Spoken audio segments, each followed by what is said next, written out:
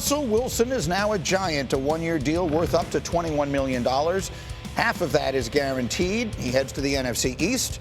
The Giants' projected starter, joining a quarterback room that includes Jameis Winston and Tommy DeVito for now. They also have a wide receiver, Darius Slayton, and he was excited about this move yesterday, tweeting, "Giants country, let's ride." So he's ready for this. Yesterday, I mentioned that we have an executive producer on this show who has been integral in our in whatever success we've had here on Get Up. His name is Pete McConville. I call him Angry Pete from New Jersey.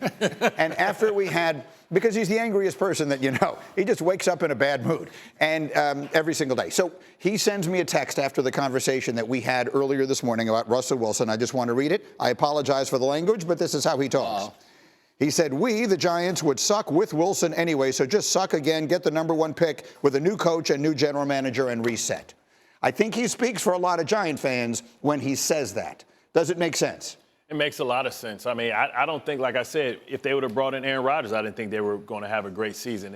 And, Vegas agrees with this. So I think you have to have – it's tough when you have a regime that's fighting for their existence, but then you have to do what's good for the team in the long haul as well. So they're stuck between a rock and a hard place. No, they put themselves between a rock and a hard place. Because if you were starting over with a new coach, look, I don't fire people. It's not my job to do that. I'm not telling them they should have. Right. But, I mean, John Mara made it as clear as he possibly could in an interview in New York with Bruce Beck when he said, "This better start winning in a hurry. I'm losing my patience." Well, when you say that, you're saying we need to win now. You're telling your general manager and your coach, you guys have to win now. And that does not conflate with what should be the strategy for the Giants right now, which is a long-term strategy. Your over-under in Vegas is 3.5 wins, for crying out loud. So if you love the quarterback now, then you take him. But you put yourself into a trick box here, and that's what bothers me about this. I equate what the Giants are doing exactly what the Bears are doing for a long time. And that's why the Bears have been in this quarterback conundrum for years. Because, listen, you stick with the guy too long, then they pick a quarterback. The next thing you know, you fire the whole regime, you start all over again. Yeah. And the Giants are basically in the same cycle right now. And they're not going to get out of it until really it's all about John Murray, the owner. Yeah. At some point, you got to like, okay, this is the plan. This is what we're going to do. I'm going to stop holding on to people for the sake of holding on to people and move on. At this point, to what Angry Pete just said. Angry Pete from New Jersey. If you're Brian Dable and Joe Schoen, I want my kids to continue to go to school here in Jersey so they can finish out. So I'm going to get a Russell Wilson. And also for Giants fans, it's one thing in March to say, let's just suck and let's deal with it next year. But in the middle of December, when they're out there and they're getting blown out by 30, there's no Giants fan that sits there and says, you know what, I love this plan because Arch Manning is coming out in the draft and we're just going to be great. No, you're pissed off because your team sucks and you don't like the product on the field. And that's what happened last year. They were out there, they weren't winning games, and now you have to give the team credit for trying to win. Let's go back to where this all started. Their loyalty to Eli Manning went too long. We see the same thing happen in Pittsburgh. So what happens is it's always hard to replace a legend. So they've been trying to replace a legend, and they doubled down on Danny Dimes, and they were wrong. And because he won a playoff game, they gave him the extension. They extended the wrong player. They should have gave him the franchise tag. And then they would have saw what he truly was. Yeah. So now they're stuck. And now you have a regime that's trying to figure out, do I do what's best for me or what's best for the organization? Last year, the Jets were in the same position. Right. And you look how well that worked out. But you looked at what Joe Douglas did. The pick was the tight end Bowers to try and save his job. But the responsible pick was Fashanu. And this is where the Giants find themselves. Do I do what's best for the organization, or do I do what's best for me to kick the can down the road? And taking a quarterback like Shador could give them an opportunity to sell hope in the future.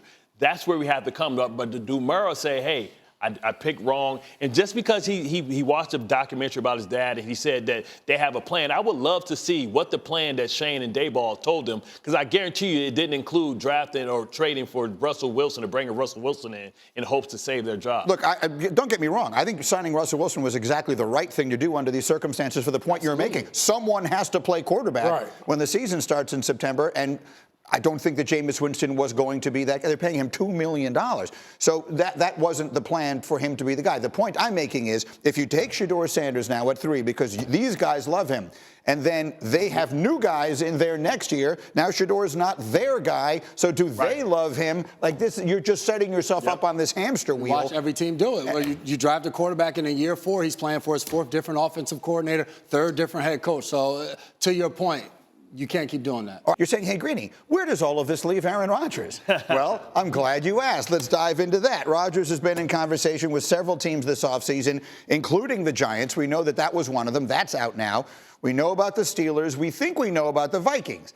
Last week, sources told ESPN that Minnesota was moving past their discussions with Rodgers and keeping their focus on the young J.J. McCarthy. But yesterday, McCarthy was on with our friend Kay Adams on the Up and Adams show, and he had some very interesting comments about the entire situation. Listen.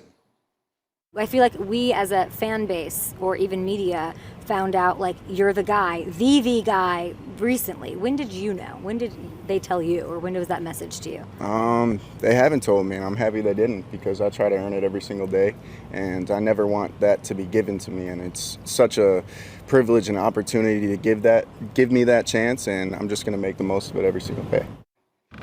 All right, so A, great answer, as you said, right? Yeah, love it. If you're a vet in that locker room, you love the answer. Absolutely. You have a guy that wants to go out there and prove to the rest of the locker room, yes, the coaching staff, even if they believe in me, I have to show you guys that I'm worthy of leading you. Yes. So that part of it, excellent. But B, I want to get Bart like one of those Sherlock Holmes hats, you know, because you heard that and you were all of a sudden a little detective, yeah, little windy fingers. What do you think you're hearing here? I mean, I wonder if Minnesota's eternally still deciding should they bring in Aaron Rodgers. I mean, because Aaron Rodgers only really has one place to go, and that's Pittsburgh. So why isn't that deal done? Because I think maybe backdoor channels are trying to figure out how do I get to Minnesota. Because Minnesota is all in. When you look at what they've done in the offseason, they went and signed Jonathan Allen, Hargrave, and they also brought in Ryan Kelly. They went out and brought in Will Freeze. They're all in.